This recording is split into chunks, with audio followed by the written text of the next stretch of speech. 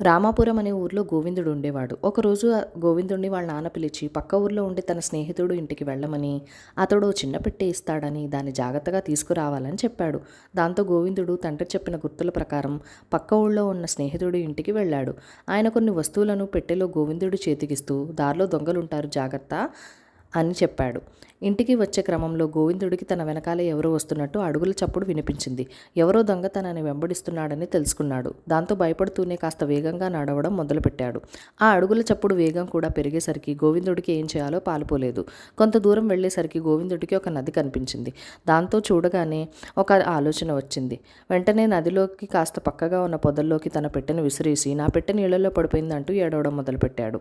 గోవిందుడు వెనకాలే వస్తున్న దొంగ ఎలాగైనా ఆ పెట్టెని తీసుకోవాలనే ఉద్దేశంతో తాను తీసుకొస్తానంటూ నదిలోకి దూకి వెతకడం ప్రారంభించాడు. అదే అదనని అనుకున్న గోవిందుడు పొదల్లో విసిరిన పెట్టెను తీసుకుని అక్కడి నుండి వెళ్ళిపోయాడు.